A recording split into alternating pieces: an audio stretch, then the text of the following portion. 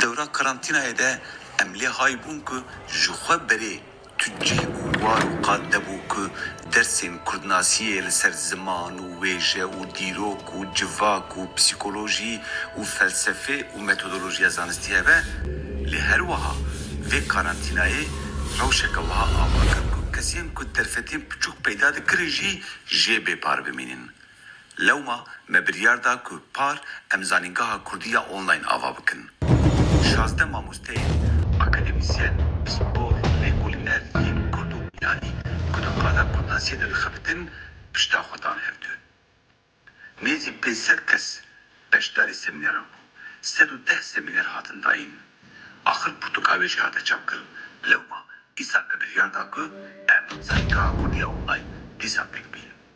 Zanîngeha Kurdiya online ji bo hemû Kurdan e. Bi Kurdî ye li xêra Kurdan e.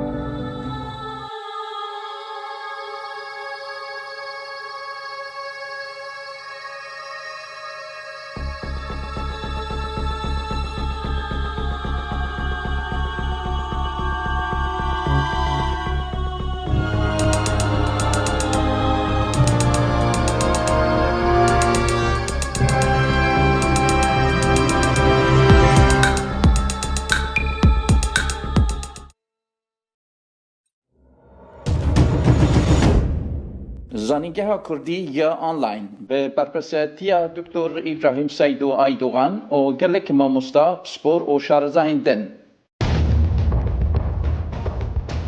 ما 24 با اوایکی زندی. او برنامه به پروگرام زوم، یوتیوب، فیسبوک و اینستاگرام با اوای زندی تین پیشکش کردن.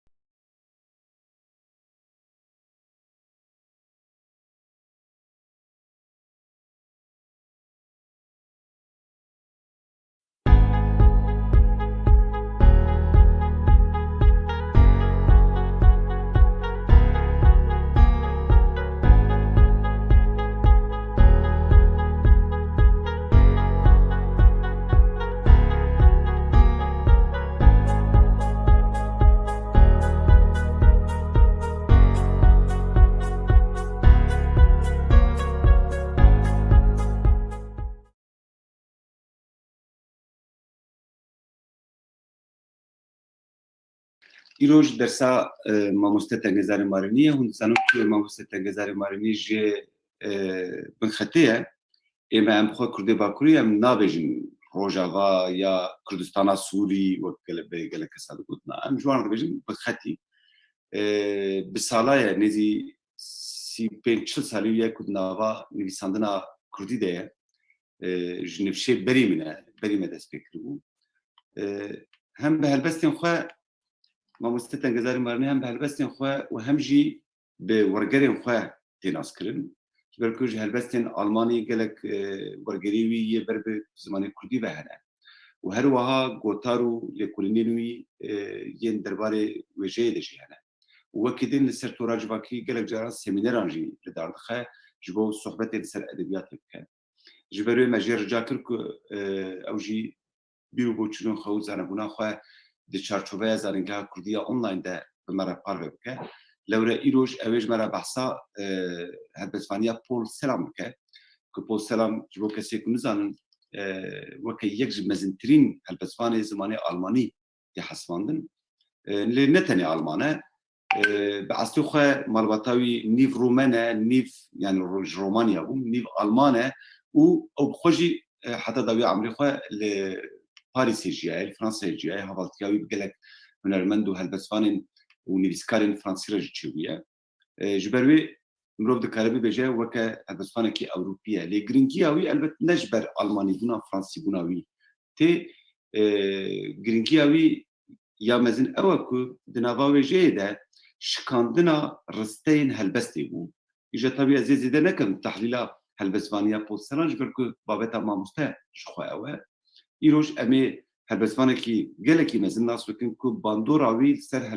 هلبستا اوروپی یا 6 سالا بیستان گله کی گرینگه به تایبتی جی جبو دورا پشت شر جهانی یه دیم جبر که اوکه یک جهیمن هلبستا اوروپی یا پشت شر جهانی تیناس کرن ما مسته ازی جنابه تجی وکه هفره وبرش نشان بدیم جبو که تو کاریبی تشتان پار بکی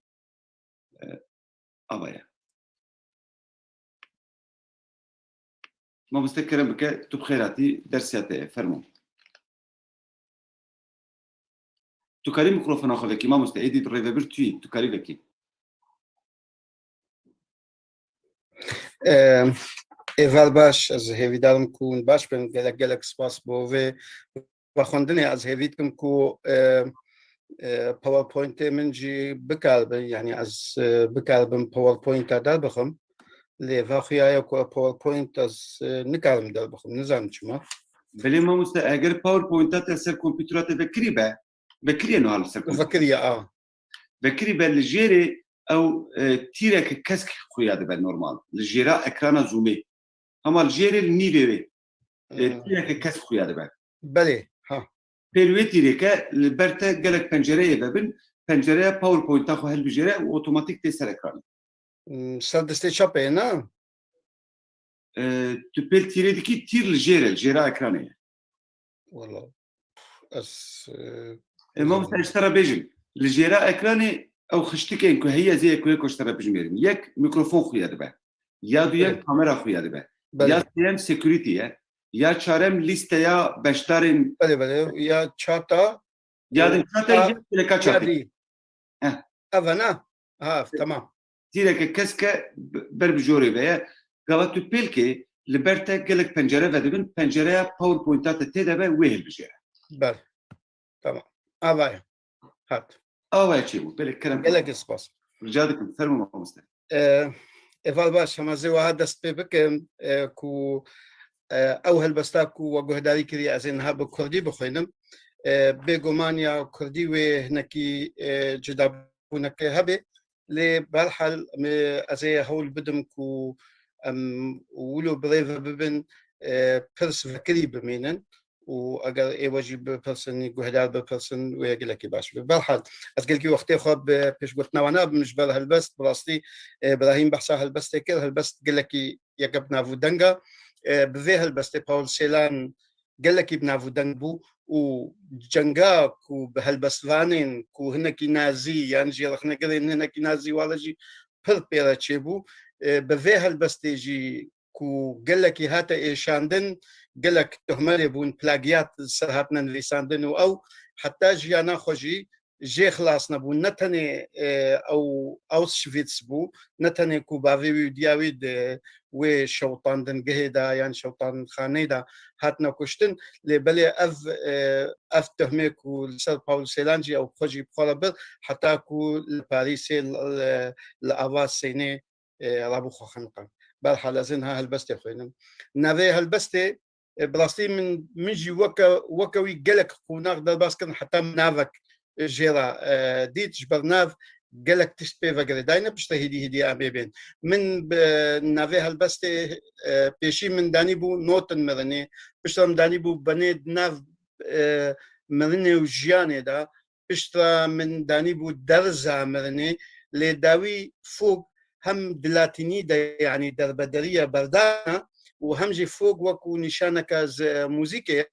لسرويجي سباس بو ابراهيمي محمد شيخو كو دالي موزيكي دهنكي علي كريم كرو جمرة داخو يكرن كو فوقا تشيا ازيوي بيجو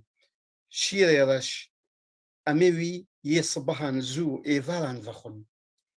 اموي نيفروجان سبيديان فدخون بشافان فدخون وفدخون ام قولكي لسر هواي دكولن لورجه نطنقا ميرك دخيني دنشتجها او بماران دليزي دنفيسي دما دوتشلاند طايد بي بورا تيا زيرين مارغريتي دنفيسي ولبيشيا خيني خياد بي وستيرك دتشرسي جساقن خورا دكويتيني ديار ببن ججهوين خورا دكويتيني ورن دا ورن غوركي دفيخاكي دا بكولن فرواري دي ما ودبيجا بليزن نهاجي السماي بقرينن شيري رشي صباحا زو امتا شفان فدخن امتا سبيديان ونيفويان فدخن امتا ايفاران فدخن ميرك دخيني دا نشتجها بماران دليزي دنفيسي او دنفيسي دما دوتشلاند طاريد بي بوراتا يا زيرين مارغريتي بوراتا يا جفار رنجي ترافي شولميت ام غوركي الازمان دكولن لورجه جهي مروفان نطنغا او بانك دكي هند خاكي دا كور بتشكينن واندي بسترينن بليزن دستا فيجا افزونكا هسني دزيفريني تشافينوي شينن هين جوي بري كورتر بكولن هون اندن بليزن وسماي بقرينن شيري رشي صبحان زو ام تشفان فدخن تنيفرو جانو سبيديان فدخن ايفاران فدخن ميرك دخيني دا نشتجها بورا تيا زيرين مارغريتي بورا تيا رنجي ترافي شولميت او بماران دليزي او بانك دكي شيرينو بمرني بليزا مرن هوستايكي جدوتشلاندا او بانك دكي كماني طاري تربكن بيرا مينا دو بسربكفن ايدي غورك كوي لسر عوران حيا لور جهي مروفان نطنقا شيري رشي صبهان زو ام تشفان فدخن تنيفروجان فدخن مرن هوستايكي جا ألمانيا جا دوتشلاندا تا ايفالان فدخن سبيديان فدخن مرن هوستايكي جا دوتشلاندا وتشافن وين شي او بقول ليا خوشيني لتددي لتبخددي ميرك دخيني دا حيا بورا تيا زيرين مارغريتي كوشكي خوال لما هاردكي غوركي لازمين دياري مدكي بماران دليزي خونان دبيني مرن هوستايكي جدوتشلاندا بورا تا زيرين مارغريتا بورا تيا جفري ترافي شولميت أسهيفيتكم كم كارب في هالبستي حقيقي دابي بكردي بيقوم عن وقتاكو انها ببينن وني هالبستي هناك مجبركو جبر امشرو فبكن من هناك او برونومنو او زيدا داني نجبروي وكيا الماني من دان يجبويكو از بنقهاوينكم شرو فكرنجي شخوي وهابي برسك دبيكو برسك بيجبويتش هالبستك كردي نبو هالبستي احمد حسيني هنا كوبري مجل سر ششتلين فيسان بو يا ناس جيان هنا يا محسن قوشان هنا يا مؤيد هنا وقالك هالبسوانن هجايه كل هنا تمنى او بلاستي جي قالك سبب يكجي از بخوش باول سيلان پر حەز دەکەم ویژی دەرگەهێک بەلکی هەلبەستێ دەپێشی دەستپێکێدا مەڤەکە بوو یادە دووە ئەڤ هەلبەست و پاول سێلان بخوا ئەڤ بهتری 3 ساڵا یان 4 ساڵا سەر دەخەبتم سەرێ هەلبەستێ بخوا ئەزڵپەی شۆپاوێ دەچم یا سسیە پاول سێلان باژارێکیدا باژارێکی پچووچێک مەزم بوو یانجیش دایک بوو کۆ 8 زمان تێدە دەهاتنە ئەخافتن چێرنۆڤیتس 8 زمان تێدا ئەژی تربەسپیە ji dayîk bûm tirbespî jî bikê masî 4 yan 5 ziman têde dihatine xwendin dihatine axaftin Kurdî, Siryanî, Erebî, Ermenî, Ebrî û Çerkesî jî gelek cara. Yani tiştin hevbeş hene ya ku gelekî xela girin ku ez kişandim ew nemrovahiya ku li dijî cihûwa bû di cenga cîhaniya di dûa da û ew şewtandin û ew Auschwitz û Ghetto ew vê jî dihevda lê ev helbest bi taybetî ji ber weku min got gelekî lêkolîn li ser bûye û jiyana Paul Celan xwe jî jiyaneke taybet e jiyaneke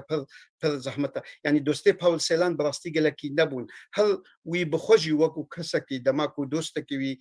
hebana yekî weku Heinrich Böll ku dostê wî herî mezin bû carna goman jê dikir digot ew jî antîzîmît e û belkî li ser min diaxivê bêgoman Paul Celan helbestvanekî birih helbestvan bû di jiyana xwe de gelekî zehmetî dît danûstandinê wî dostê wî gelek bûn mesela Ingeborg Bachmann û ew belkî ez hêdî hêdî ez ê bêm di qûnaxê de di kujan hereketê de di kujan tevgerê de di kujan grupê de kîjan nivîskar ew êşan plagiyata wî çûbû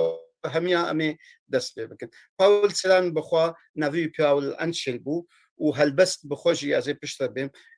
na navê wê ne Todesfûgê bû yanî ew foga mirinê berê navê wê Todes Tango bû yanî mirina tango dîlana tango êdî di sala 1940 da ji nûka ew nav êdî guherand kira Todesfûgê yanî foga mirinê Paul Celan weku min got xela sereka ku tiştê seyr piştî mirina wî bi gelek salan gelek lêkolîn li ser hatine avakirin û gelek pirtûk jî li ser hatine nivîsandin ji xwe helbesta herî gelek di dinyayê de ya ku lêkolîn ser hatine danîn ya ku li ser hatine nivîsîn ya ku danûstandin li ser bûye ya ku gelek programê televîzyona wa yê radyoya li ser çêbûne ev helbesta Todesfûgê ye û Paul Celan bi xwe ye ji bo Auschwitz hunermendê me yê hêja Behrem Hajo kokurê bajarê min e jî Behrem sê wêna sê tablo çêkirine her sê jî yê Auschwitz û Ghetto û konsentrasyon yanî kampa danaheva ya cihûwa çêkirine ev her sê resmin ev yek resmeke yê pêşî bû ev resmê di duwa bû û ev jê resmê siyaya timam bi xwe weku Behrem bi xwe weku kesekî ku ev kir weku min got piştî ku min helbest xwend eger hûn bibînin ez helbestê gelek cara min li vê de ew midaniye di vê helbestê de tiştê gelekî tiştê balkêş gelek hene ji wan balkêşiya cara pêşî şîrê reş em wî vedixwin yanî şîr vedixwin em wî vedixwin di peyra dibêje em te vedixwin wî û ew sê cara dibêje wî û carekê dibêje sê cara dibêje te û cara pêşî dibêje wî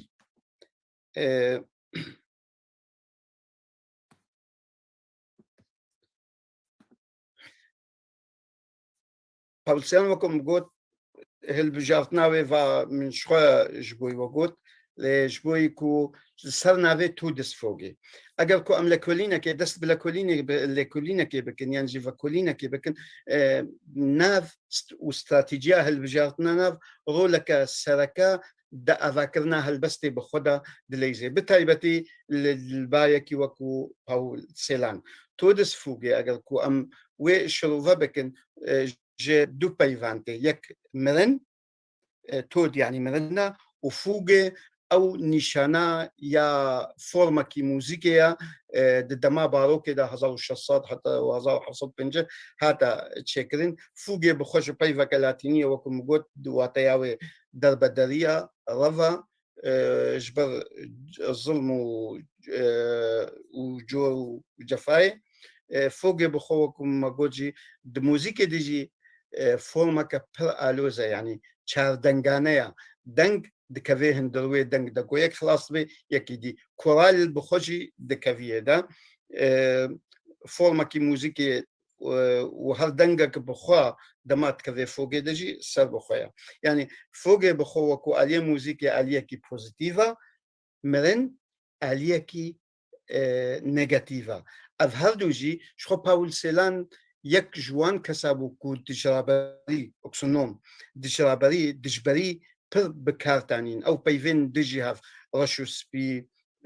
مرن وخوشي وكما قلت مرن وموزيك والفيدي بكارانيا أو باول سيلان دفيدا بر بنافو دنگبو بالحال أزيفي بخوجي جبراهيم راريكم وأقل كو بخوزي كاري جوارا ريبكي باوربوينت اللي أزي نحاول بدم كو أم بكاربن بهتر تشتكو أم فوقا مرني وكم قلت جهكي دهيلي جهكي يعني مرن وموزيك بهفرة وكو ترادسيونك اللي قالك ملطة هي البا ملطة ما يكون جهة يعني دماكو مريا دبن ليلا والبا جهوا بخوجي او هي نخاسم ليه فيجد فيدي دا باول سيلان جبر او بخوجي دي وي واكامبا دابو كامبي مرني ام دبجني انجي كامبي صوتان دنيا مرني ويبخد دي تشلو كفي اوقا تعدا اوقا ظلم وهل يكيد زاني بوجي كوبريبي لمرني اللي او مجبور ذكرن كو ديلاني بكن ومجبور ذكرن كو سترانا شي ببيجن بيجا بحثا ويروشي باول سيلان بحثا ويروشي تكي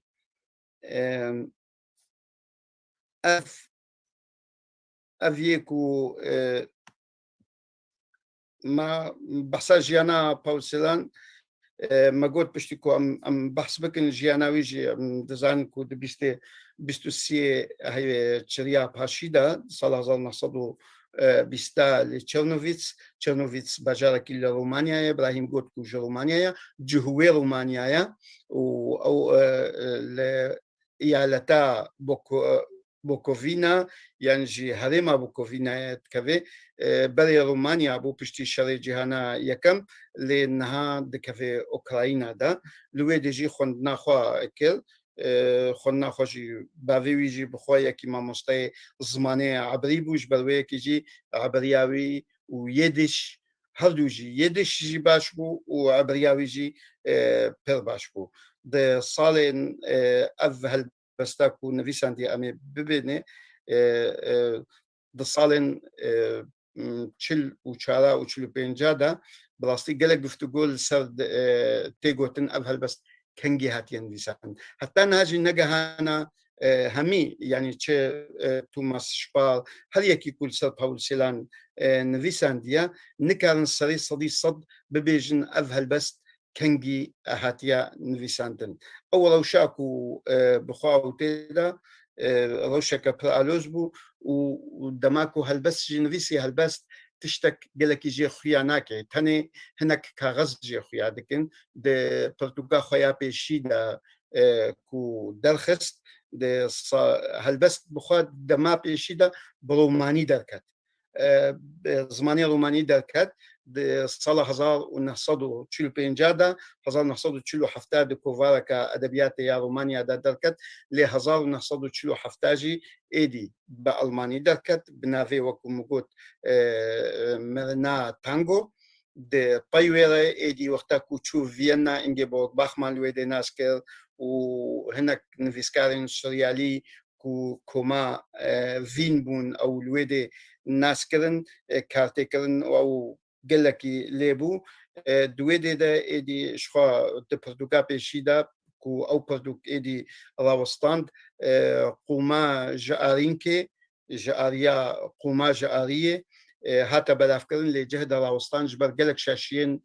تکنیکی تدهبون شاشیه راست نویسی تدهبون شاشیه و تدهبون دبیجن من او بخوا او هلبست یک جوی پرتوکا کفن من دیتیا دوی هلبست بخودجی دبیجه شیر رش ام تفدخن پیشی پشتر گوتیا وی ام فدخن نویسکار دبیجن چما الفيدي دست جارا پیشی گوتیا تا و جارا دی وقتا کوراست کریه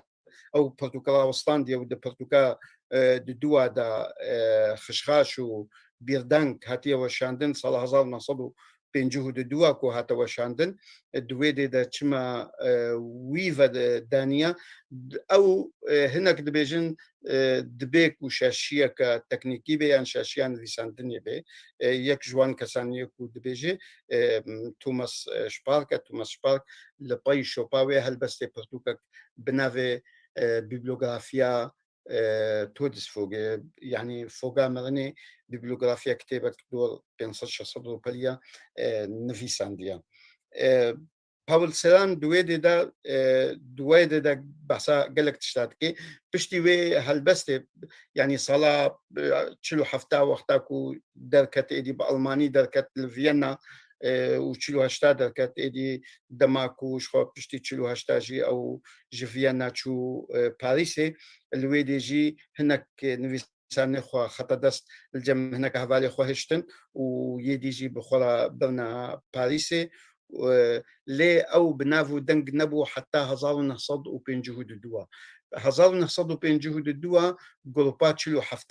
شلو حفتان يا ادبياتي هناك جنفيسكارن المانانيا كفن وهناك جنفيسكارن نو خستن كو زمانك دي في روشا كو نازي او خستبو ناجي در كفن زمانك هيسان زمانك كو راست بي بكار بينن لبا باول سيلان دماكو او فخواندن باول سيلان زمانك يديبو بالبرسيوي رشتا يكي كو باشمايا خوا نزيكي نازيا كار دكر براسيوي جروبي باول سيلان پر ايشان باول سيلان جوي كومبوني دركت كومبونا كا هما او تنكرن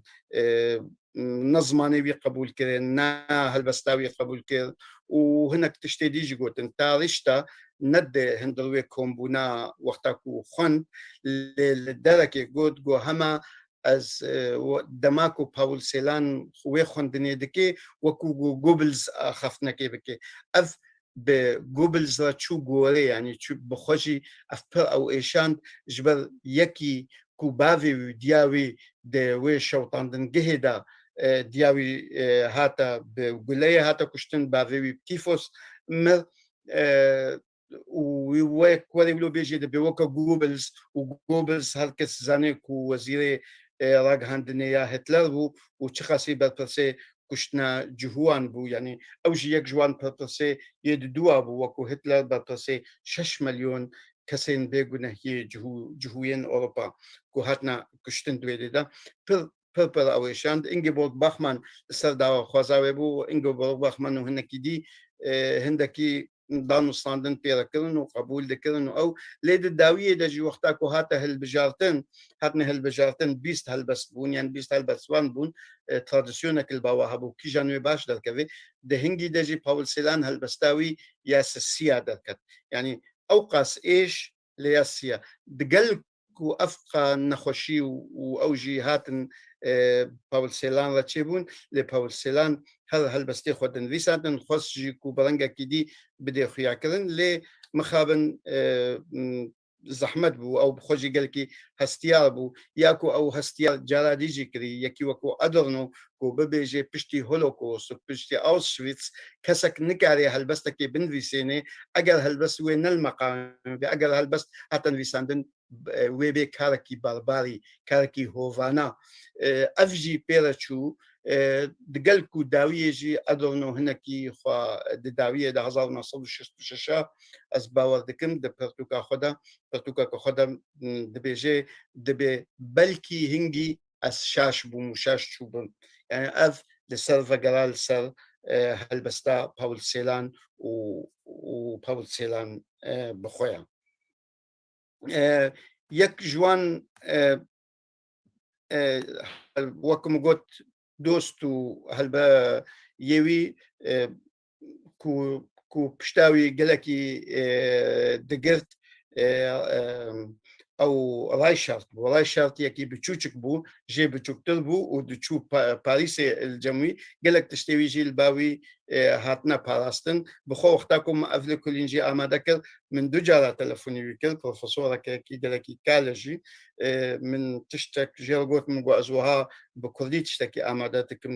سەیرما کێفاوی پڕ هات ئەوژی و تومەس شپاژی و من تەلەفۆنی هەڵدوا کرد و یەکژێ ئیسرائیلێژێ ئەوژی دکتۆرایە و لسر تنویسینی ما هول داكو از هندك آگاهية بهتر سر باول سيلان جوا بستينم دقلكو من تشتي الانترنت خواندن من چالبينج پرتوك خواندن لديسا جي تيراوينا كجبر براسي اول بستا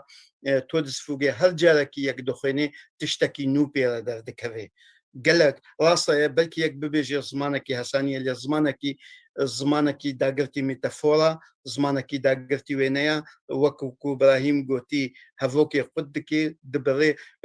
دكاري زمبوليزمي ابستراكت وسورياليزمي هردوكا بخينا بهردو دشخوا قالك جارا في هالبستاوي يا تودس فوقا يانجي فوقا مرني و تابلويا غورنيكا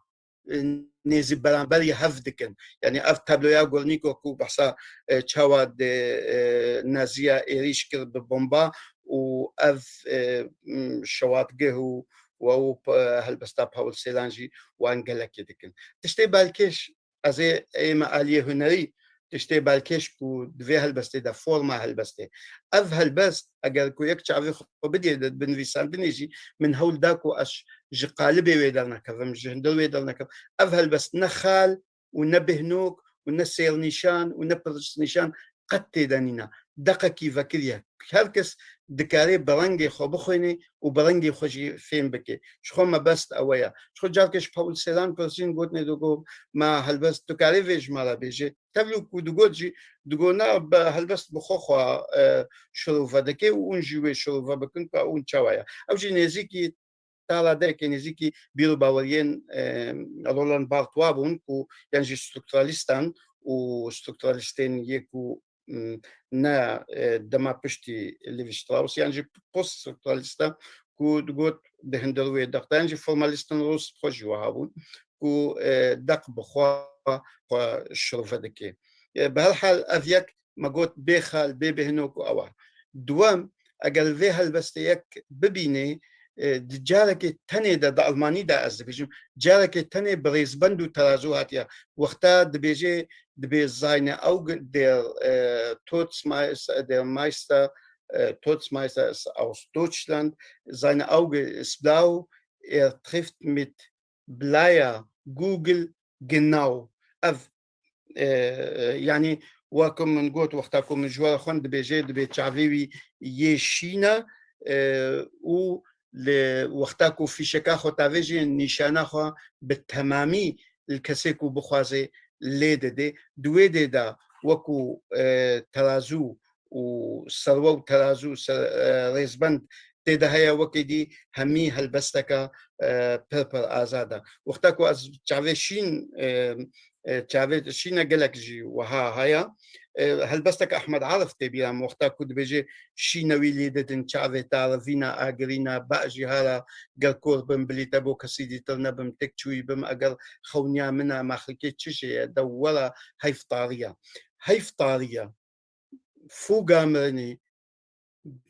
تشاوا كو قالك نزيكي هفنا أفدجبر خوشي ونخوشي بوزيتيف ونيجاتيف رش وسبي خير وشر يعني أفدواليزم من أني يا أحمد عارف تشبجني أسكي نزان تشج برانجا كفنار كرن نافي ديواني بتركيا أز نماتي بيرام لي أز بهورتكم برانجا كفنار كرن بشي داوية ج ورقلا أحمد عارف لي هالبستيوية كردي بدال شكو ورقلا نجبر ويا كيجي من قلق جوا أزبر كرنا أفنها هاتا بيرامن كوني زقبونا تشافينش جين او هدوها فاي ساعات خوش مايكل ساعات خوش سباس او نزیک بوونا یانجی ئەو دوئالیزما و پاول سێلان بەکارتێنێ ژیانناوی بخۆیە ینی ژیانناوی وی دخواست هەلبەستێ وەکو هەلبەستێ وەکو هوەر دووری ڤ مەسەلە لێ نکاری بوو ژیانناوی ژیانێک ینی پارادۆکس ژیانناوی و بیر هەوەریەوی لەسەر هەلبەستێ و لەسەر نووسینێ تێدا هەبوون لەو ڕاژی بێجە گەلک جارە هم جارنا ديركت تش دقوتن وكا دير توت اسمايستا aus Deutschland يعني مرن هوستايل يج دوتشلاند من دوتشلاند جي ولو هشت جبر يا انجليزي جي ديث فيوج از باوردكم واجي يا فرنسي جي دوتشلاند هشتيا من قالك جي او قوتن من دكرديدا جي دوتشلاند ولو هشت جبر دوتشلاند الفيدي نتني المانيا دوتشلاند وكو گونهبارەکیە وەکو قاتلەکیە وەکو کوژەرەکیە وەکو هۆڤەکیە لەوێدێ بکارتێنی و پشترا ئەمێ ئێن زمبولێک و بەکارژی تێنن ئەگەر کو ئەم ببین هۆستایە مەزن ژێ ئەڵمانیایە یانجی ئەو و شیرێ ڕەش شیر ئێرەش چار جارە شیرێ ڕەش بەکارانیە شیرژی وەڕەش شیر شێوەیە خواردنەیە هەم ڕەنگەی سپیە هەم ئینسان پێ ینی وەکە بێ خواردنێ دخۆێ پێ مەزن دەبێ ئەو لێڕەش ئەوژی بەحسا وێ هۆلۆکۆستێت کێ بەحسا شەوتاندنێت کێ بەحساوی ئاگریت کێ بزۆرەی دەهێلن وی ئاگری بزۆرەی وا بەر مەرنێڤە دەبن مەبەست دوێ دێدا ئەوە تشتاک و هەلبەستا پاول سێلان دەیە هەری خۆش هەر کولتورەک پاول سێلان وەکە خوا شڕوڤە دەکێ ئینتەرپرێتەیشن یا ینی شڕوڤەکردن و ڕاڤەکردنا هەلبەستا پاول سێلان لەگۆر هەر نەتەوەیەکی لەگۆر هەر کولتورەکی جودایە بڕاستی ئەگەر ئەڵمان وەختا و شڕوڤە دەکەن جودایە ئەڵمان ئینگلیز شڕوڤە دەکەن ئەمریکی یانجی ئەو هەر یەکی لەگۆر سەر پێ هاتیەخوا ئەف هەلبەستا پاول سێلان بتایبەتی مرنە فۆگا مرنێ ئەو هەلبەستێک هەر یەکی دکارێ پارچەیەکی ژخوا دوێ هەلبەستی دەببینێ بتایبەتی ئەم کوردژی بخوا ینی پاول سێلان وەکو هەلبەستوان نێزیکی هەلبەستوانێمەی کورد گەلێکە شخوا گەلک جارە شەوا دەوەختا و من بە ئەڵمانی و شەواچتکم گەلێکی جارکی پرۆفسۆرێکی و هەلبەستوانێژی بخوا نەها وەفات کردە گوت و ئەسپێ دەحسم تو گەلێکی بسەر پاول سێلان دەچێت گوت شتێکی نا غەریبە پاول سێلان یەکژێ ئەم بئێشێ برای هەڤن وەکو کورد ئەم بئێشێ برای هەڤن و گەلێکی نۆرمالەژی و پاول سێلان ئەس دبینم هەلبەستوانێکی یعنی یەک جوان هەلبەستوانێک و ئەس گەلێکی پێ سەربلندم و پێ سەربلندمژی و من ناس کردە و گەلێکی من سەر خەبەتی مەژی و هێژی تخەبتم و هێ ئەس نەهامە تشتێکی بڕاستی پاول سێلان شێوەیە و ئەلەمنتن دوێ هەلبەستێدا بکارتێنێ مەسەن یەک بهتر ji xêzekê gelek caran têne dubarakirin yani wekim got kontrast gelekî têde heye azman ard reş şîr rengê zêrîn rengê şûlemît yani Margareta weku keçeka Alman şûlemît weke keçeka cihû ku porawê reş dibe yan jî gever dibe ولو يعني اف كونتراستيك وبكارانينا جيانا وي دمي جيانا وي كامبا هفغا كامبا كوم كرنا جهويان جبوي كشتناوان جبوي تنكرناوان قركرناوان اوقاس فا كارتني وخيزي ويجي اگر كون ببينن هالبس ده فورما هالبس تبيني خيزك بر درجه وخيزك gelekî kina ew me bes jê çi ye hem hevoka ziman dişkênê û ev erkek ji erkê helbestê yê huneriye birastî di hemî zimana de lê mixabin li cema gelek cara em dixwazin helbestê yan jî hevokê bi timametî bên Pawl Sêlan qet hevokê xwan bi timametî nedikirin gelek cara di helbestê xwe de gotinên dî jî çi kadiş peyvê ebrî bikartanîyê dî bikartanîn yan jî bi hereketa dikirin carkê guntekras behsa Pawl Sêlan kir hevalê hev bû noxta ew jî ku li Parîsê dijî demekê guntekras دقود جو از نزن جو جالنا حنجي من عاجز كي دخوينن خلطة بشتا بسيكا الويدية دي الويدية از نزن باول سيلان شاوا دخويني يعني البوي جيان هموتش جهوي هبو نشان عند هالبستيدا زمبول عند هالبستيدا من قلت يعني أف هالبست جبالكو بتفقرا سورياليستان فيينا دانو صاني يقول لك يهبو هلوها او رسميكو وهنا المندي فرنسي ادغار نظام تشيكريكو برتقالي دبو جهلاند او يكو البلوري دو بشترام دبي مارو او هو ذكم او رسم والبا من هبه او او جيانا كو يا او تيدا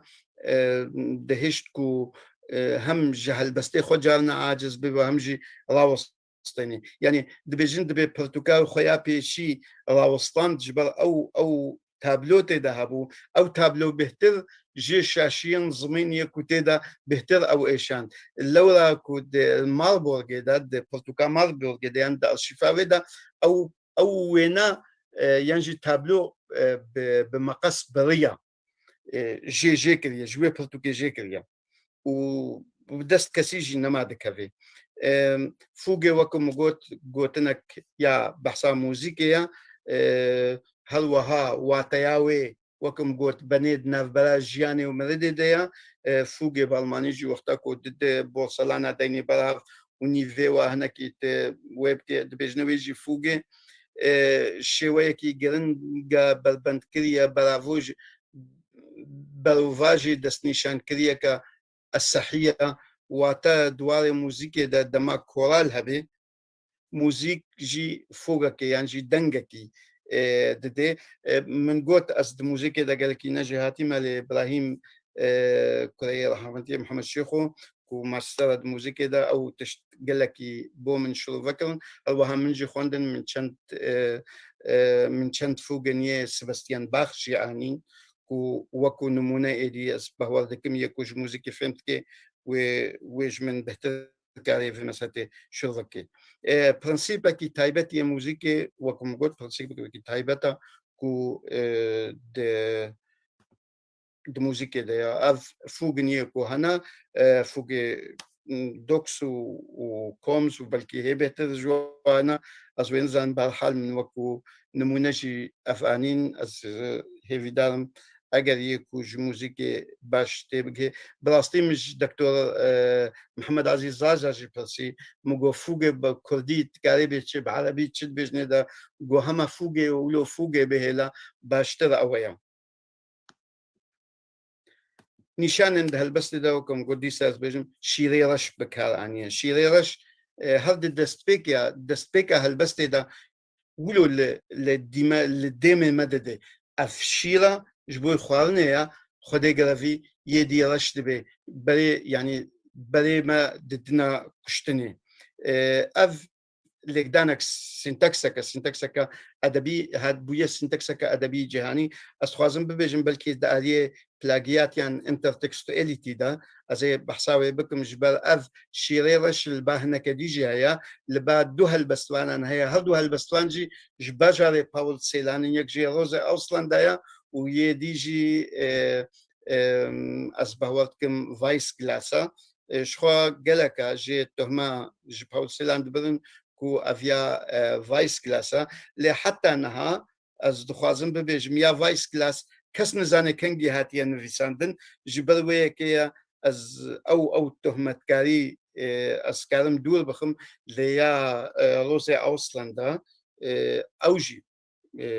يعني دويدا مي دبوكو او هالبست ميزانيا شيري رشتي دايا او هالبستاكو شيري رشتي دايا روزي اصلا دا بخو من ورغراندي يعني وي نيليزاكس قالك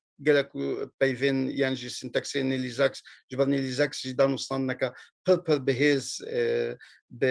باول سيلان رهبو حتى هاتا باريس يجي جود واز هاتما التجوي خلاص بكم جبر نيليزاكس دخوستكو ولو وكله هاتنا كي بديرو كي ربكوا لي باول سيلان قد قبول ندكر يعني دگو یعنی وی کی حقی و مریا و کشتیان و گرینی لزاکس بلنگا کی دی بهالحال دفكري اللي بلكي بو صدمك جي كودان مصطاني وقالك كيم بون وقتاني اللي زاكس نخش بو السويدي جي باول سيلان خص هذه جمج بالبرجي حز ذكر و نهشت بو باول سيلان هذه بهالحال بتش صدم بوجي اموي نزان وكما قلت اف ميتافورين كو باول سيلان بكارانين فوقي شيري راش مار قلقي بكارانيا مار يراش بما انا بمار دليزي ام دزانن دقلك كولتورا دا مارو لك بي جارنا بوزيتيف هي جارنا نيجاتيف هي بهتر نيجاتيفا دي ام دبيجن اولي ازماني يعني جهو مسلمان خريستياني او مار الجموع هناكي عليه نيجاتيف داتشي لد اولا ازديادا نب عليه نيجاتيف داتشي بتايبتي ماريرش اگر لالشي ونببينن ماريرش درجه لالشي باراستيا او بكار مار بكار يعني مارجي لفيدي باول سيلان از باوردكم باول سيلان نشانا ويا هندي كو اف كسيكو الويدي وكو مارابيا كي فددن جالي كي فد بجني كي هرن ديلاني بكن وهرن بكولن تربك اخوا للازمين يعني لسر هواي لسر با تشي بكن الويدي كس جه نطنجا جه فرها جوارا تيري دكي بيغومانجي قلق جارا جين وقتاكو او جوارين بكومل وكو نشانا كي تشيكربون بشتي يعني لكولين تشيبونا دبي او جوارين بكومل قلق جارا تاني وكو جورابون لتشتك دوادا نبون جبر بهترين جي قتل عاما يعني جي قركرنا جهوين اوروبا بشواطئ هاتنا شوطاندن وبونا وكو دو او بخوجي دبي جي دبي تشون يعني تربك لسر بلي عوران جوا ام دياري دنوا او بخوا مرني جي دياري دنوا بيغومان دويدي دجي باول سيلانجي بخد هالبستا خدجي انك ترى ديك ديار ديك مرن قال لك مرنا بفي شكي بقول لي قال لك خشتر جوي مرنا يا هدي يا قال لك تيشي يا كوتي شوطان دنيانجي اويا شو ما قلت جمال مثلا تاتشيروكا ادم وحواء از بحثناكم جبل او نشان اولين از بابتكم هل يكيجي دزاني من چند وديالوجا جي هيدنا بلا مال وخدي وادا من اوجين فيسيا هناك جوا جي تستمنتا كفنن يعني توراتنا هناك جي انجيلنا من او هناك ورغلانديا دكودينا تكوجنا او من ورغلانديا ومن بكارانيا مارد في هالبستيدا نيشانا لشكري هتلر ددي وشوي وقتها مار خدكيكو فنديل دي اس يعني او استخباراتي يه هتلر يكو خلق قلك يتكشتن دهي والخانه دا الشواط خانه دا وخلق جي خلقين بيقنا بهاتنا قرقرن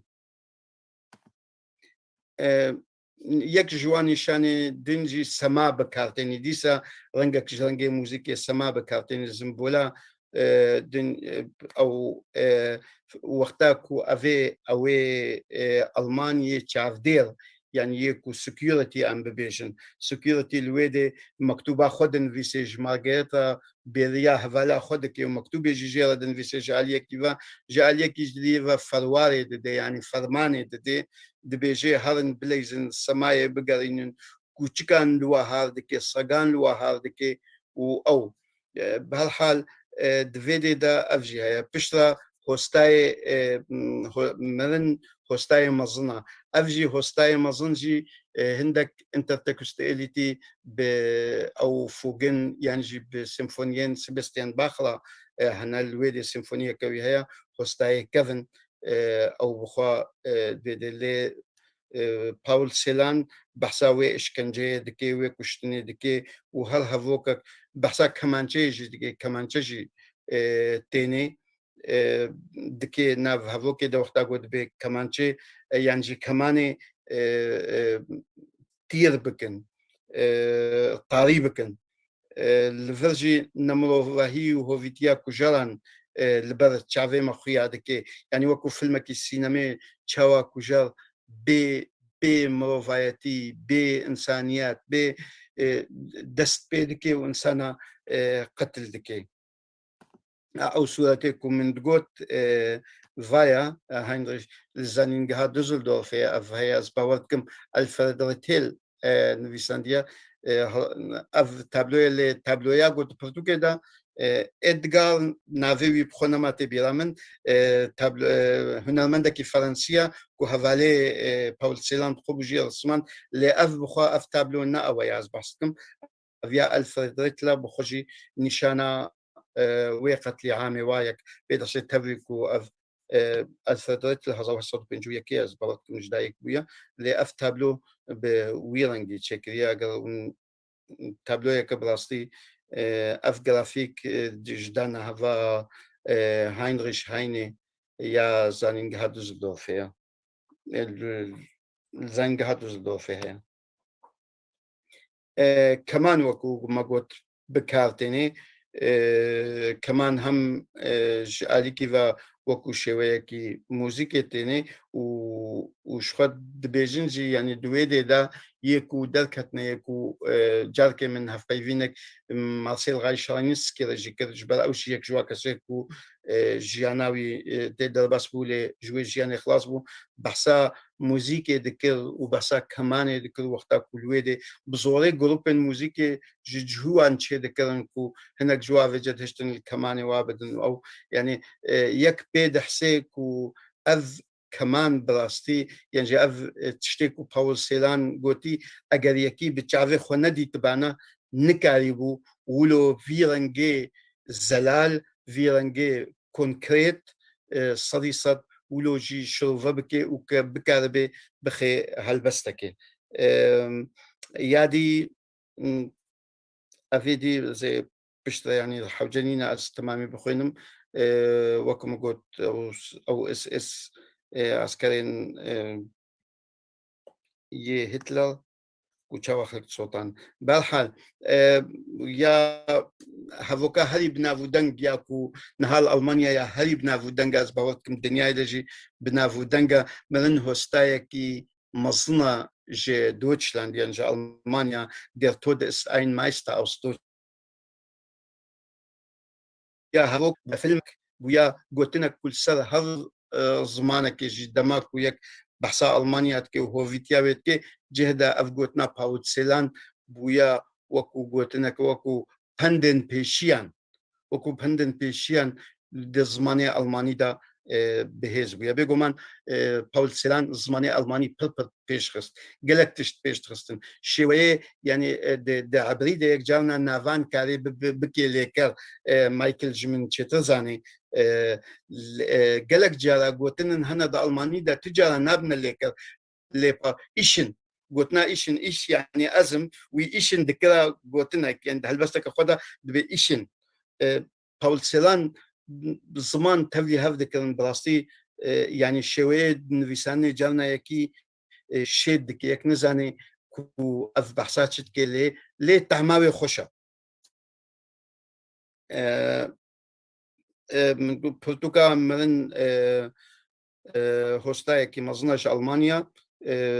روجنامة فانا ألمانيا زباور دكم لياروش وديروكزان إبهارت يكل هردوان فيسان بو أفرتوكجي صلاح زون حصدو نوطي خلاتا جشفيرتا شول هاتا ورقرتن وأفرتوك بخوجي يعني وكم قلت سرنافي في برتوكي قلتنا باول سيلانا ويا فيلم وفيلم جي قالك خلات ورقرتن من بخو أف ويكيبيديا ورقرت لي من بخو فيلم جديد يعني بهالحال نشان الدنيا كود هالبستيدا غورن يعني بحثات تربا لكي تربا دا ازمانا دتكي تربا دبيجي كل عودي بكولن تربي لسر عوران دكي چافدير ويه چافشين وكم قلت نفيسينا ناميان بو هفالا خويا بوزر مارغريتي هالكرنا صغان الجهويان فەرواردانە ئەسترانان کۆلان و سەمای گولباراندن و کوشتن من پێشی گوت پاوسێلان یەک ژێ ئێشێویە دەردەویە هەری گەران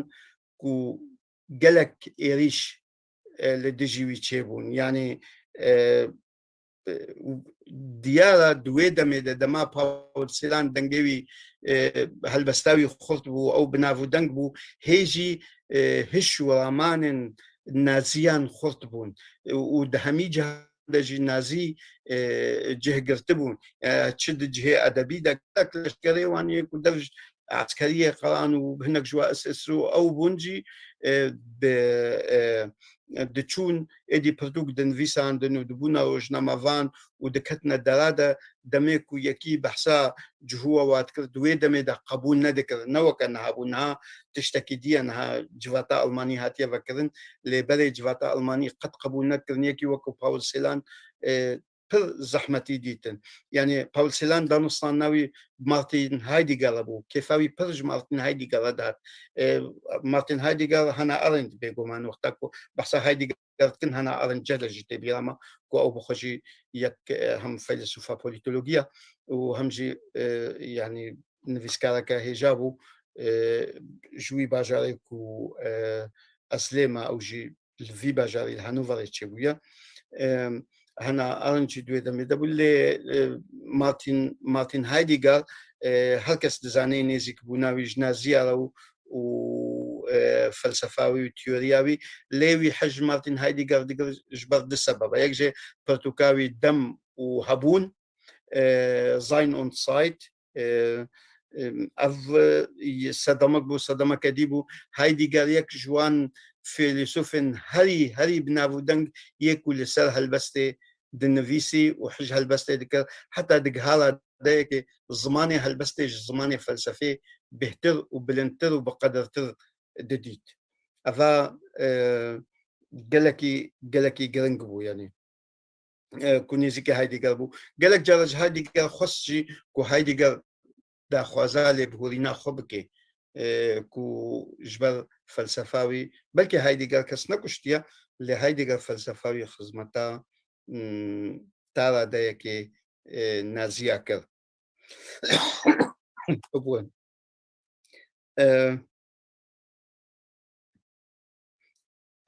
يادي ياكو أم من قوت أو هلبستكا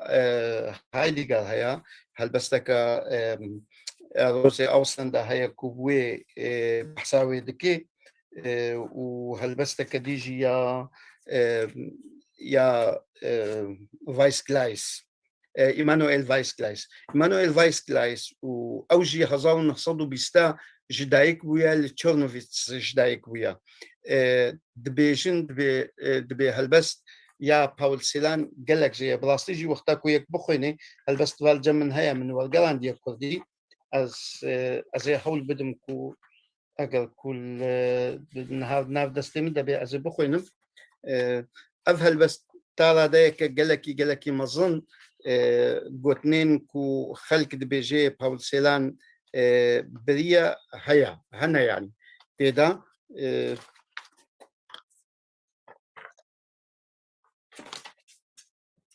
قبول محتاج فايدة بكم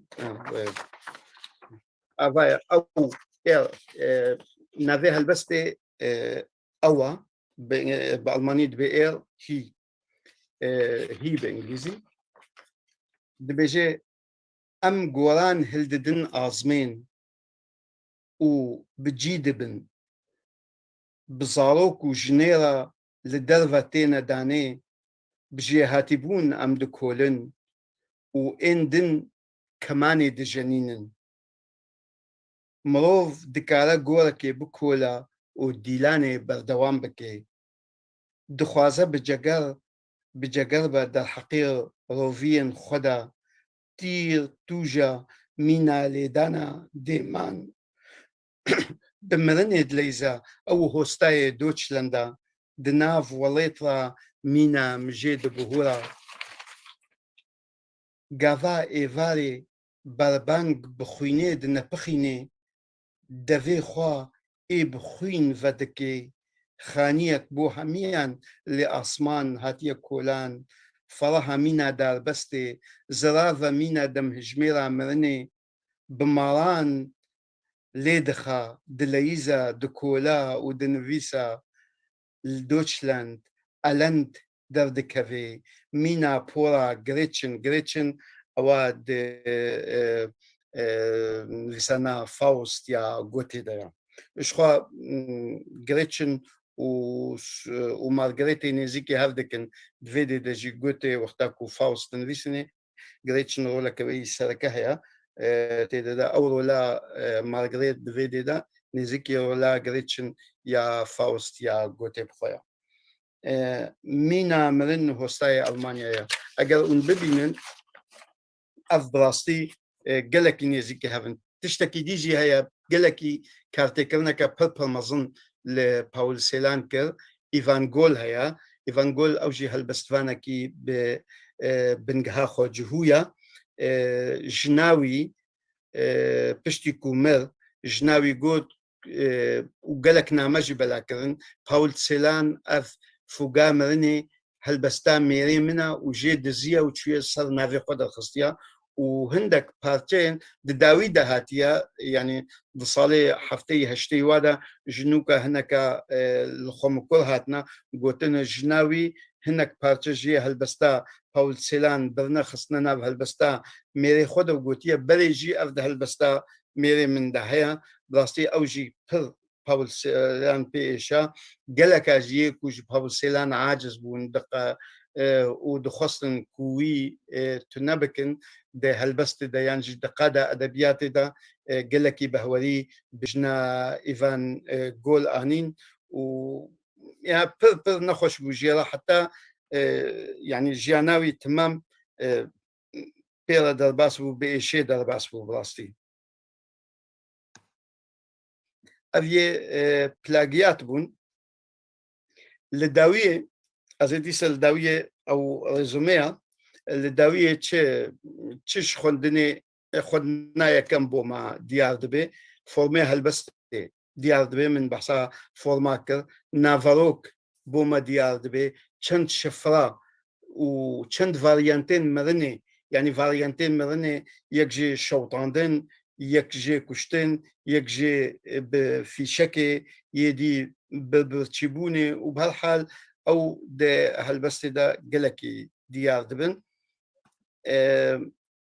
eger em behsa çi mirovan tê dekirin di wê kampa komkirinê de ji bo kuştinê du kesê ku li xanî rûniştiye û yê çavdêra ew yekî Alman e û em yê cihûne di wê dê de yê cihû tête pelxandin bindesta tirsa mirina bêdesthilatdariya yê dî stemkariya tinaziya û desthilata komên mirovan yê rûniştiyê kempê şîrê reş dixwin goran dikolin semayê dikin di erdê de tirba dikolin yan jî goran dikolin mirin buwa şêrîn dibe dixwazin ku bimirin kemanê tarî dikin bilind diçin di firina ezmanê yanî dîsa dimirin li ser pelên ewran bi guleyekê dîsa pora tirafê tirafaneya şolemît wê keçika cihû işkencekirin heta mirinê aliyê dî weke me got çavdêr jî pişt Ibrahîmê dî zê ji terêkim ji biradera re eger bixwazin karin bi şêweyekî ûlo sistematiîk jî karê yek êdî bixwînê hal vê de şêweyê pêk anînê nimûne şîrê reş yê vê sibihê oksimoron yanî dijberî oksimoron dijberiya du peyvin dijber dibin wekef reş tarî şîr meşhûr daniya ya şîr li vê bûye şûr jî spî zû yanî sibihî zû hê dest pê dike me dişênin zû me dixwazin bişêne mirinê ku kesek nebîne xemgînî heye metirsî heye efnikbûn di cih de heye mirin û tunevkirin heye tenduristî xwarin ne tendurist e كلوبل قطاينا بسوداء يعني كنجي دست بيت كي دم كنجي دست بيت كي دمجي شو عم تزانن بهالحال تشتي بالكيشيا خالديجي كو از ببيجم باول سيلان دا اليه دمي دجي اگر كون ببينن دمي وقتا كو بكارتني بدميجي دليزي يعني جبلي كو ببيفي دليزي وبقلق جهاز جيانا باول سيلان بخوجي جيانا كجالوكا يعني لتشيرنوفيتس شو لجم روسا كاركر شو فيينا شو بوخارست هاتا باريس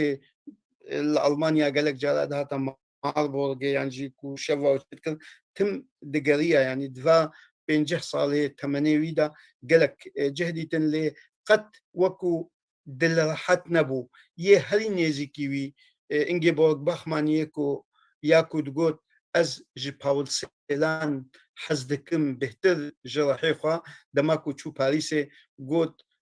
دمرا قمرا دمنوتا د وكو كردي ام ديفيجن د جوكا كيرا نمادتشن يعني ولو او بغمجيني فقران دقلويجي انجيبورغ باخمان هر هفلاوية هرين يزيقو بقومان نيليزاكسي هالبستاوي نيليزاكس ياكو يا جنيفي لسوي تورمي يعني وقتاكو بحساوي تورمي دكي الويدي أزد آخفم تهاتبوي أو هاتبو هالبستا باول سيلان ياكو جبوي نيليزاكس جبراستي هالبستاكا بلبل خوشا بقومان هالبستي باول سيلان قلق خوشن لي أغبو داوية دجي أزي بشكي جبوي برسيوا بهيلم سباس بوغو دارياوا و از هيفيتكم كو من بفيلا زبوزي كالبي تشتكر بي سباس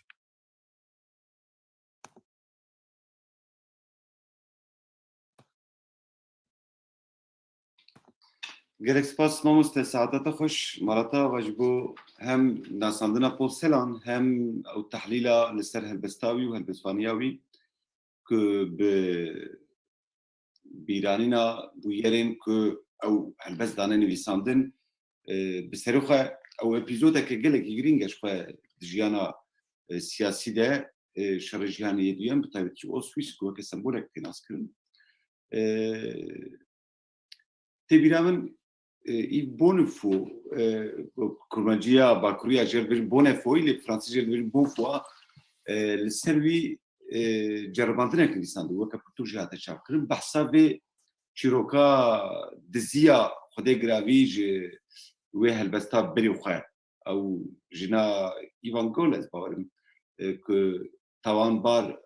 توانباری آنی بسروی و گوتبو که هلبستا میره و دزیا ای بون فوا وچا د جرباندنا خود د بجه اسفهم ناکم شخوا ابيكو ك اف توانباری لی بجه شما پول سلام او قاسي بر ایشیا بجه یاکو هشم رو برید سکنه او زانی پرسکریک جبر کو پول سلام کسیاتیه کی دلتنک بو و خوشی گاواکو تیگرتن دوره که د کامپی د دینه کامپا کارکران د دینه خود دو بابی وقت گفت کامپین دوران زیادتی کشتن او دلتنک بوناوی دبه سبب که پولسران هدی شخوان دا بکن حتی دبیجن گلک جرات کرد کریزم و گاوا که چروک اکدیجه نوهات میرامن منه بگوتا خوش پریا میرا بود آویجه نوا چه میسنه گاوا که خود خنقینه یعنی بیده دبیجه که نوا آوی و هاو درد کرده ده هلبس تکوی یا کم ده هیا شو بيجي قيد بحسام رنا خكريا لأن أو بروجي ياوي أو بريا ميرابو كلنا بباريسيا جبوا يجرك يجرين جبرك جرك جرات برا درباس تبع قالوا كل باريسيا دي منه جبرويه كو أو خنقاندنا خو يعني خو كشتنا خوجي لسر بريا ميرابو بيكتينا ودودر خدا بيجي كم سنة ليه يا جريج أو مادام أو تشتاكو توانبارياكو جنا إيفانجال سروي دي بيجي هر کسی ایدل سر کریه کو بیکو که چما پول سلام او قاسی برخوکت هنگی تو داریم رود که دیگه چی فکری سوکرات دگوت دلوا کو مروب نحقیه بکه یا باشتر اوه که مروب يعني مروب وين حقيقي بيجي تشيترك مروب وين حقيقي الخلقيه بك يعني مروب بيجي باشتره جبرك نهقی و ببختی گلک زورا مروف دچن بیتمالک مزین او دلتنک بونا پول سلانجی بو سبب که جبر کو نتنی او جنبو کو افتان باریانی بو سری گلک کسال سرنویسان و براستیج یعنی گوتن راسته وای پول سلانجی دیزیه لی باش هات اشکره کنن کو یعنی علاقه پول سلان و پلاژیای کو دیزیاجی هلبسفانه کدین زحمت امرو باور بکه لیا تشتكي دنا كو بورغس دي بيجا امجي دي تحليل الرومان عند قال لك كارتين تقص هاي تجي هي جورج لوي بورغس قلت لك خد دي بيجا قال لك نورمال كو هالبسفان كود همان دوره ده جيابن باندورج همان بويرا ورقرتبن وجبروي نورمال كو برهمن وان افراندن وان جي بشبن هفدو جبروي لغوري من مروف دكاره في محكمة بول سلام يا بلاجي بفي بشيلو بك يعني نورمال اكو بشي من هبدو ما كردين كنت صالح هفتي حشتيده دست نيسكاريه كرن برانيا بحثا قلتنا كردان بندسيا كردان ذكر يا جماعه كارم بيجن فلان كسر بيفان كسر نا هستياري هفبار او هستياري هفبار الهبر بارباريا كو ادورنو خو بحث كرت او بيفت برخوشاني بيرامه كنت بيجي بيشو اوسويتسي نویساندنا تشتکی سر او سویسی دی خو بارباری به جبر که دیویجه دامه دی تبیرات دیویجه جبر که مروف نکره شاهدیا شاهدین و بارباری که جبر که اب خو طالانک بو ایجا کسی که بنا قربانی و طالانی مروف نکره رابه جنوب لسر نابیان شاهدیه بکه اب دی نحقی بش خو تشتاکو هاتیه سری وانش خو هیا تیرا خو بسه ایجا امیش تو رابن ایشاوان بنویسینن یا بارباری او که مروف حول بدكو لويش بخلي دركا يعني دي بيجا حوجنينا كو مروف سرقوي دركا هنجي تشتكي او قاسي البر تشابه يعني جبروي ادورنو بوي بوينيتي باستكر و هلبستا بول سلانجي شخو يكجي غاكو باسا اوسويتشي دكن ودوره نازي دكن دي بيجين تشيل سيرش وي دوري هاتني سادن هلبستا بول سلان سريدتي يعني دي بيجين ريفرنس دسبيكي جبوك مروف بكاره هستياريا لهمبر اوسويسي وهمبر تاران وقركرنا نازيان طيبتي ياسر جويا بركو قال لك سيدي كتنا بر قال لك باش نجيبها كيش كتنا بر لي طيبتي سر جويا تشويه دي بيجا ريفرنس لوين ادبيات ده اف بس سمبولا مزم كل همبريات يكلو بر باواكي بر زلالي هاتي مثلا بر سمبول او هنا راه البس تيكو مش بول سلام الناس لكن شكاندنا رستي خراب كنا حتى جانا هنرستي مثلا دبن يك رزق دبن يك بيف قلت لك بيا ويحاول دبني بالسينيكو دبستيلا شوازا هالبزوانيه بول سلام خو قالك سباس كنت اف ناس كرين المين هالبستا اوروبي مدخورتانيه خدا لسردخان تاني بيرامه او اگاهي زلال كو خويا اللي كلنا قالك برفره ودور برهيل تكريه تدمر بارفكر سباس ومراتا ابا اس كلام جبوي اخفتنتا جبوي بردوامي اگركو جبوي كومنشن براسيتا تشتكي بيبل جوان جوت وكو من جوت يعني هم يا فايس كلاس مانويل فايس كلاس وهم يا ايفان جول نهاتنا تشسباندن كو كنجي هاتيان فيساندن جبلوي يكي اف تنبويا لي يا او باول دبهوريا مدا من بيشيجي قوت هل يكي باول سيلان دخويني جهل كولتورا كي بي تايبت منديا ويج باول سيلان يا باول سيلان تايبت منديا كويايا كو هل يكي وك خد كاري وي بخويني وي بخوش تقول اف الجمع اسشد بجم باول سيلان يكي قالك بتراديسيونا خوا يعني اگر كو مجن زمبولي جهوا وزمبولي اوليجي جبالكو باوي ولداربو بل زمبولي اولي بكارتيني بي بل نخوش بو يكي يعني او بخا تشوبو مالا ايفانجول وجي حزدك واف قلنا بك في سكراوي دا ام جمع كردات بجن بياو من نانو خياطه خويا تشاوات في تشتيت خير ستيلم دا اف جاليكي فجاليكي دي النقطه يا بوخس تاني بيرامن ازي دوكا ساين مبيراتا وكو رخناجر نوصو فري كندي بيجي بتشتك نو ناين فيساندن تمام كفنا اللي بشوي خوتين فيساندن ياك ياد الدواجي هنا ارنت ومحكمه ايشمان لسر السر اوشفيتس هانا أرنت لدجي محكمة آيشمان بو ما بستاويجي تشبو تماما يعني جواجي قالكي دجي هانا أرنت إيشكرن أو خوجي السيونيزمي دابو بشتر داركات وتشيروكاوي بلكي مايكل جما باشتر زاني اللي بهالحال او الدجي بوجود جو تشي نابي ونجارك دي فرصتي بدنا ايشمان جو تعديل كشتيه ما بكي جارك دي ما اهانه بكي او ما بستاوي بخويا بلكي اذا ما بستا تجي او وبلاستي اذ خالنا قالك جرنجن يكاري قالك درساجي جوا وردري بيكمان الياس برسيا دبيجي ما قالوا تشتكي باشا يعني تشتكي معقوله كمرو بحسها بالفانا كيبك كشتو بيجي تسيري لسر درونيه خوينه هناك ما قال لك بيسكران خو كشتنا يعني قال لك جهان ادبيات ديروك ادبيات قال لك بيسكران بس فان هنا خو كشتون جرب عندنا ناوي معنى خو كشتو تشتكي باشا خو ما دام ورا مش ما دجين ام بحسها هناك ليه جبوك مروف هون زن دو ما مستند صورته از به رو که بیش پاسیشتر بیم دو تگیشتنه دیروک ادبیاتی ده یک جدی بیشش خواست سبه ام دست درس خوی ادبیاتی ده یک جدی بیش جبو تگیشتنه بر همه دویم رو جیانا نویسکر ناس بکه یعنی متن بسری خود دوی نه حساباندن جبو فهم کرد تگیشتنه جبو متن دویم رو آگاهین در وجی تد ناس بکه یاد جدی بیش متن بسری خود بر همه که دویجه آگاهی و کرو و بویرین دروی متنه مروف دست بینک و نه متنه تحلیل نکن لی نورمال ده دوره اما یا همدم ده ایدی او اکول و تیگیشتنین که بریج بود تحلیل متنه ده هاتم کارانین هاتنه ترکاندن کس ایدی وینا بیجه او تیگیشتنین کلاسیکین سالی 67 ده گله که اب مناقشه ده هاتن کرن بری شر جانه جه مناقشه ده هاتن کرن اب وکه بردوامیه حتی سالی 8 جه لی نورمال ایروش حمو تكنيكين حمو تيجيشتنين جبو فهم كرنو تحليل متنك بكلمتين مبحثين حسباندن يعني وكا بيبكا اولياء البيجن يعني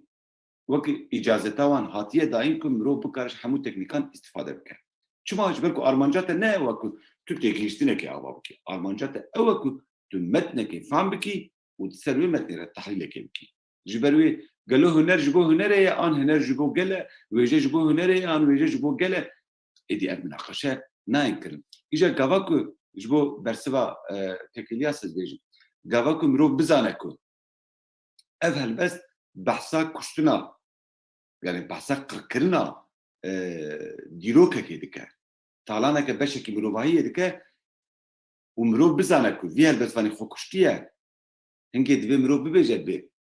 افجي علي مدككم مرو فهم بك كو هستياريا ويا البسواني ياد نوا ويا البستي ده براستيجي دلسوزه جبركو هالبسوان از بيكون حقير كسيبكم قال جاران ده هستي خدا سيمولاسيون عندكم او سيمولاسيون اكو نوا هنري ده تقبل كرن وك هستياريا كتشكري تي حسباندن للجمرانيه هالبسواني مزن او هستياري دلسوزيه كشي يعني فكروا هستن كو رافدكن دلسوزيه ديابول سلامده امويد بينن ما مستبحث كر بام او تشاور روبرو كرنا قاتل خداتي نبرخوا و تبقرنوان نشان ده بالسمبولان و دبيجا ما مستبحث كارو خان دبيجا غافاكو تاري دكت سر المانيا سر دوتشلاند يعني ما مست هاد بيرامن de غافاكو البيغا شو كنترول كرديسا دیا انگلیسی ده دوشتن پاراست نه دیا فرانسی ده گلک جربه یه ورگری هنه بهتر پیوا آلمانیا بکارنه اجیل گلته ما بیامن جی پیوا دوشتن بهتر لیدکه yani ما انگلیسی جو خوان دیا انگلیسی ده پیوا دوشتن بدنگ دیه و دیه بریو و دیه داوی به دارک جی گلکی لهردکه جبری الیتراسیونه کی تو دنیا و هنری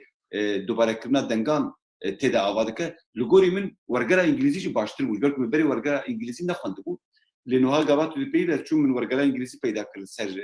اینترنتی من ورگره انگلیسی خون براستیجی دویا دوشتم تدا بهاته پاراستیجی نیت بود داوه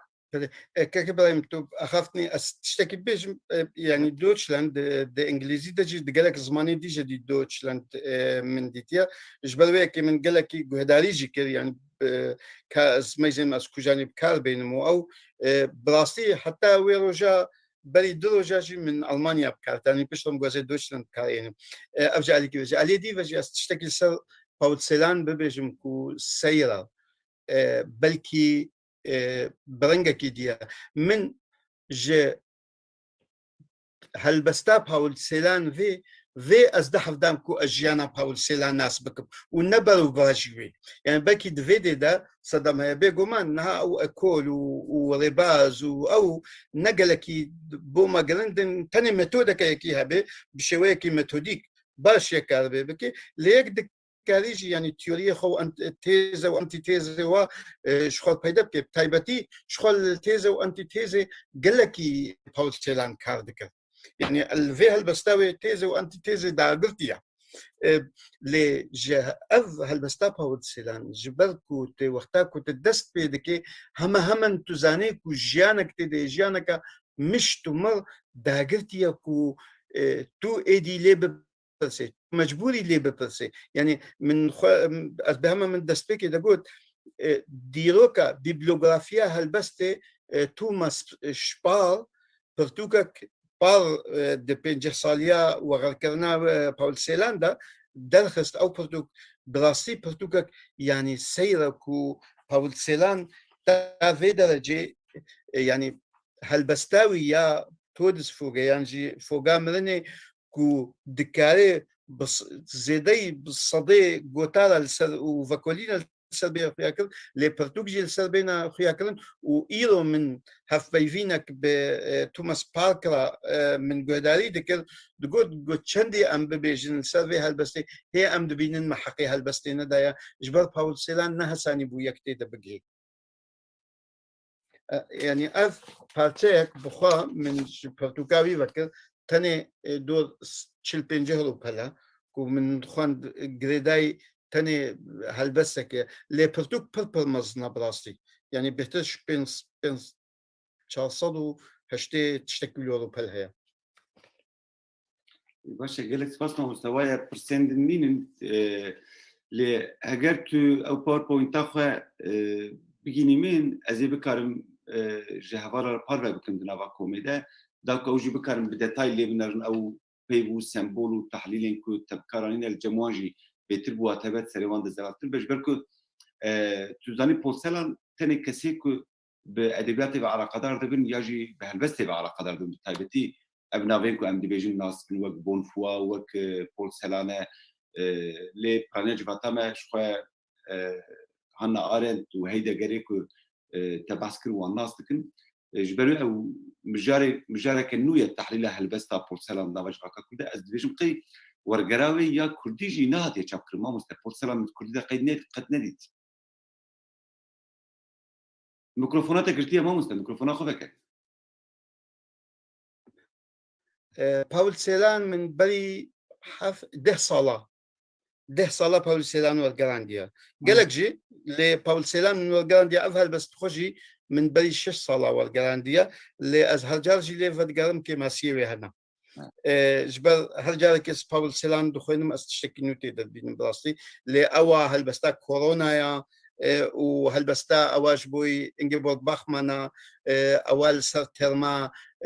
زوريش كوش بوي نيلي زاكس دبيجي يعني هالبستني من دور ده و باولسيلان يعني استخدمها برتوكك بحالي خو برتوكك هناك هالبستيوي وشرو فكرن سر باولسيلان وجياناوي بروجكت مني برتوكك يا ساعت خوش gelek spas mamoste bixêrem me dîne wê çaxê ku ew pirtûk jî bê çapkirin ku li pirtûkxaneya Kurdî zêde bibe ji ber ku wergera te ya Henry Böll tê bîra min ne wiha berî niha bi 10-12 sala wan bû ez dibîm qey يا كي ya Henry helbestvanekî Alman bû من صدو تشيل هالبسباني ألمان والجرانديا كردي صدو تشيل bifikre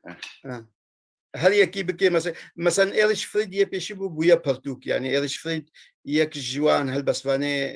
شورشين شستو هشتايا نه ما بقول از شاشم إيرش فريد بو الباتا هيا أزبارتكم راسته بری البامه شخص تبيهم تبي شاجمر شاندو وش بزخين كيفهم جراتو قالك سباس ما مستهم جبو بشترياته وهم جبو وان شروفه وآگاهين كو تدانه مالاتا آوا هری وای ما هوا الحاجة چی بيجي هينش ريكي أو كيه نزانم هينش ريكي كيه ريل هم ما ويتبدي هفكر يا هينريش هايني هيا وماريا ريلكي هيا وجاكو جان جوا اگر نافيو تبدي هفكر ريلكي ايكون ناميا جي هالبسفانه كي جوان نویسان بیه كنا كومبانيا خود رو خواندوی شاغي ريلكي نوكري هلبستا ألمانيا نوكري ويا بيجومان روماناوية أمريكا جبنا فودنجا كلاكي ريلكي نوكري هلبسته يعني يك جوان هلبستوانيك وباول سيلان برجع حزدك شكو ريلكي بو بودلر بو يكو بولسلان قالك جوان حزدك بودلير جيبو بودلير جبل بالسيمبوليزم يفجيكي قردايا بالسورياليزم يفجيكي قردايا ما مستقرك سباس مالتا با مايكل بالكي بخوازه تشتكي بيجي مايكل بخوازه تشتكي بيجي نزان مساعدة عنا يقولك او نهاد ديال كاربه مايكل بخوازه تشتكي بيجي نزان از هم کار دکم هم لوه گهداری دکم جبرك الجم مايكل ساعات نهاد در دورة سيا از بس سيا چاره او سه و نیف بله باوینن وی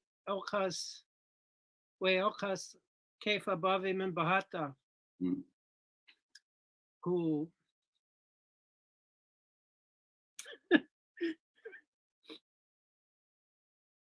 بحثا هلتلان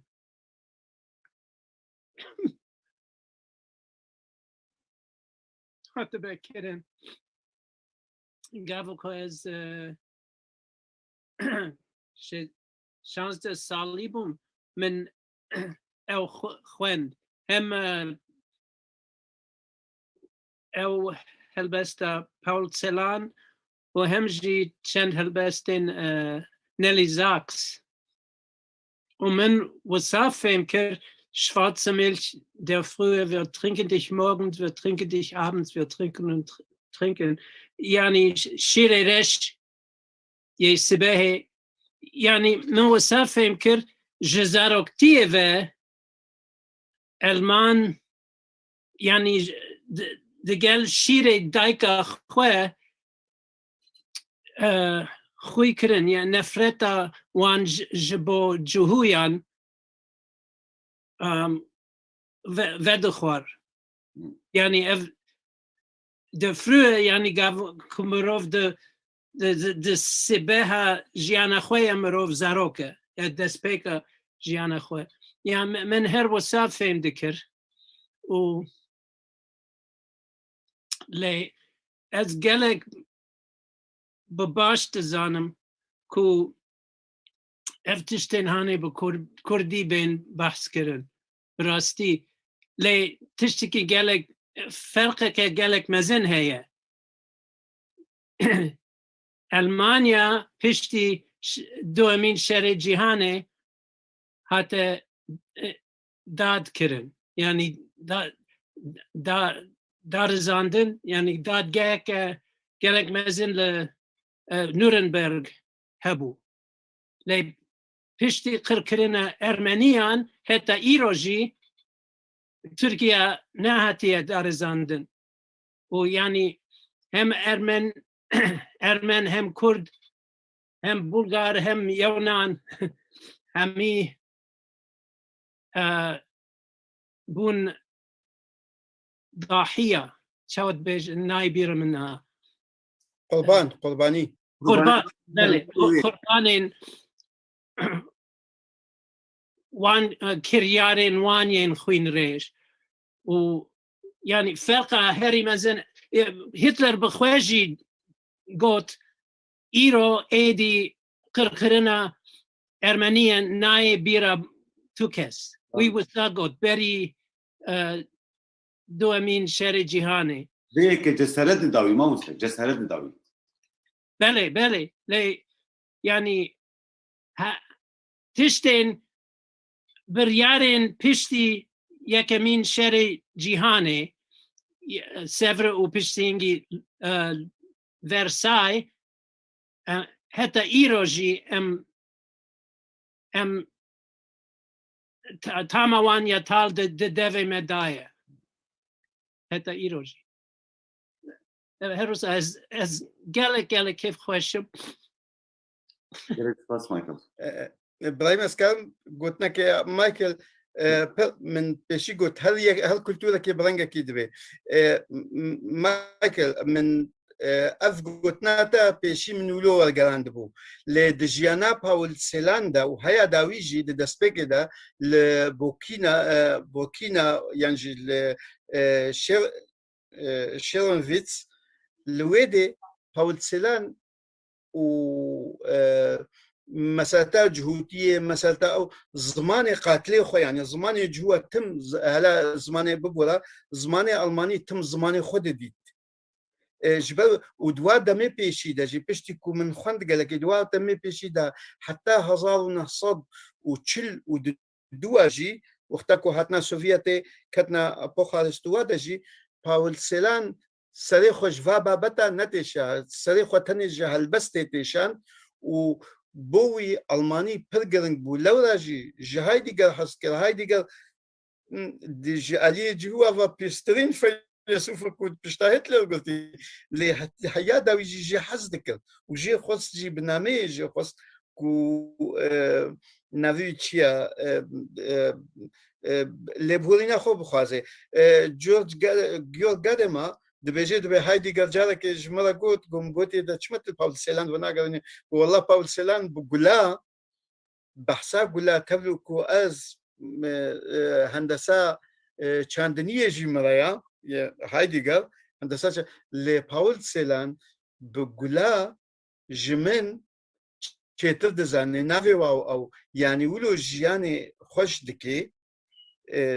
دوا بواه البستي خوي راش جیانا که خوش دکی کو دیگ دهیله زمانه آلمانی کفایه کی جربه اش بدوی که از بجم منیا او ویترینگن شوارزمیلش در فرویه من بشیولو والگران بوقتا قلت لاس بشتري کو من جیاناوی هنا کی ادی از البایچو مو او من قلت وی اگاهله نبو و نتخص جی بزن به جبروی که بشتيكو أو كتيدا هج دستبيك الصباحي دستبيك الصباحي هي روج تيريج نهاتبو يعني أو بخو بحساويج يعني جي دبي مارشيل غايشرانيتسكي بحسا ويجي يعني كريا قالك جالا دبيجي جي الصباحي زو هيرو دارنا كتبو تيريج دارنا كتبو دستبي دكرن خلق إشكنجا دكرن دشيان نكال وتاليجي دكوشتن أو هاتا بيرامن من داني الصباحا زو يعني از جوارجرة شكياتا ناكم قال غازندو قالي ناكم قالك خوشة من يعني جبركو ألمانيا ويل من جبارة يعني زودا من بحثة ويدكر تقالك رندكر مالتها من قلت از قالك كيف خوشم هرچندك هو از دقريم گلک سپاس مایکل اوجی هستیاریاته و براستی بابتك گرینگه يعني